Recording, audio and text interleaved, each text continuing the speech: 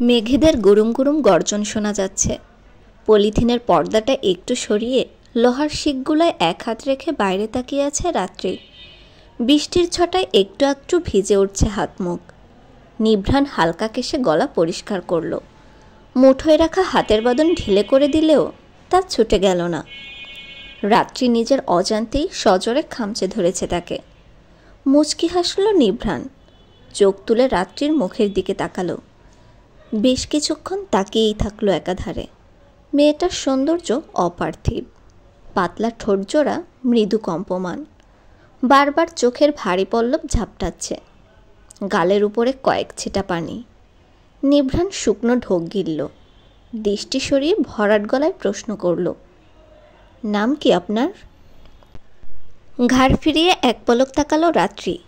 পরক্ষণেই মৃদু হেসে উত্তর দিল, আমি রাত্রি।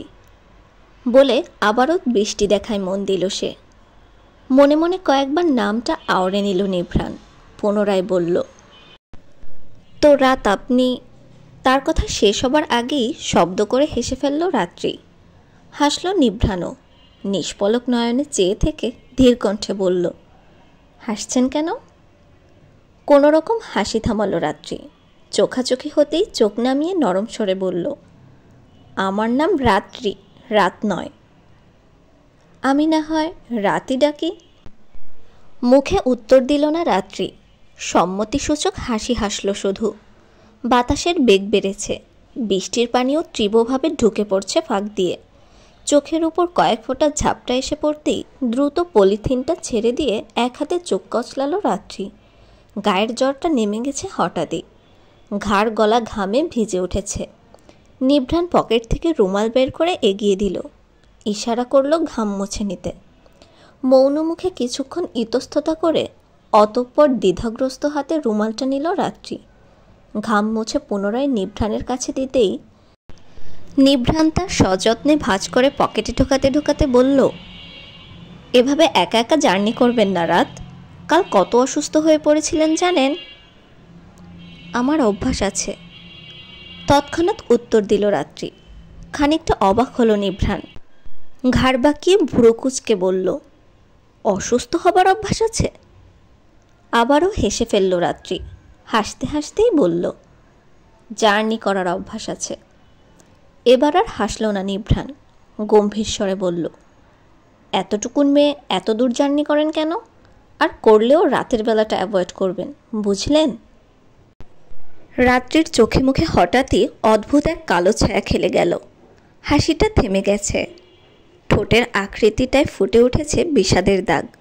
মাথা ঝুঁকিয়ে মুখের উপর উড়ে বেড়ানো কয়েকটা আলগোছে চুল কানের পিছে গুজে দিতে দিতে সে বলল, আসলে ওখানে আমার মা থাকে তো, একটা সমস্যা হয়েছিল, তাই তাড়াহুড়ো করে যেতে হয়েছে। কাল থেকে আবার ভার্সিটিতে পরীক্ষা শুরু হবে, তাই গত রাতেই রওনা দেওয়া ছাড়া উপায় ছিল না। আপনার মা ওখানে? তাহলে আপনি? আমি একা থাকি, মুচকি হেসে উত্তর দিল রাত্রি। নিভ্রাণ গভীর দৃষ্টিতে তাকালো। এই হাসিটার পিছে ঠিক কতটা কষ্ট লুকিয়ে আছে বুঝতে বিন্দুমাত্র অসুবিধা হচ্ছে না। কিছুটা হলেও আন্দাজ করতে পারছে মেয়েটার হয়তো বাবা নেই। বাবা ছাড়া একটা পরিবারকেও ঠিক কতটা ঝাড়ঝাপটা পোহাতে হয় তা সবাই জানে। মায়া হলো নিভ্রাণের, তবে মেয়েটার সাহসের বাহবা দিতে হয় অবশ্যই। ঢাকা শহরের ছোট্ট একটা মেয়ের একা একা থাকা চারটিখানি কথা না। চারিদিকে খারাপ মানুষজন ওত পেতে থাকে, কখন সুযোগ পেলেই ঝাঁপিয়ে পড়বে। প্রসঙ্গ এড়িয়ে গেল নিভ্রাণ। মেয়েটার মুখে বেদনা মানায় না। ব্যক্তিগত প্রশ্ন ছেড়ে সে বলল, কোন ভার্সিটিতে পড়েন? অকপটে ভার্সিটির নাম বলল রাত্রি। লোকটাকে একেবারেই খারাপ মনে হচ্ছে না। অভিজ্ঞতা আছে তার। মানুষের কথাবার্তার ভঙ্গি দেখলেই সে বুঝতে পারে কার উদ্দেশ্য খারাপ আর কার উদ্দেশ্য সৎ। ভার্সিটির নাম শুনতেই চোখ বড় বড় হয়ে গেল নিভ্রাণের। তার অফিসের কাছেই ভার্সিটি, কিন্তু মেয়েটার বাসা তো এদিকে। রোজ এত দূরের ভার্সিটিতে যায়? বিস্মিত কণ্ঠে সে বলল, আপনি যেই ঠিকানা বললেন সেখান থেকে তো অনেক দূরে হয়ে যায়, কাছাকাছি বাসা নিলেই তো পারেন। আরে না, এখন তো স্টুডেন্টকে পড়াতে যাচ্ছি, এদিকে একটা টিউশনি আছে, আমার বাসা ভার্সিটির কাছেই। এই 2 দিন গ্রামে ছিলাম, তাই পড়াতে পারিনি। আজকে মিস দেওয়া যাবে না, তাই পড়িয়ে একেবারে বাসায় যাব। বিস্ময় কমল না নিভ্রাণের, বরং বাড়ল আরও খানিকটা। মেয়েটার কি ক্লান্তি নেই? রাতভর জার্নি করে এখন বাসায় না যেয়ে পড়াতে যাবে? অন্য কারো কথা বাদই দিক, তার নিজেরই তো গা ম্যাচ ম্যাচ করছে। কখন যে বিছানায় গা এলিয়ে দিবে সেই অপেক্ষাই করছে। কণ্ঠের বিস্ময়টা লুকাতে পারল না সে, বলল, এই অসুস্থ শরীর নিয়ে? রাত্রি মলিনভাবে হাসল, বলল, অসুস্থ কোথায়, একদম সুস্থ আছি। তাল মেলালো না নিভ্রাণ, রাত্রির চোখে চেয়ে শাসন ভরা জোরালো গলায় বলল, তবু নিজের একটু খেয়াল রাখা উচিত রাত।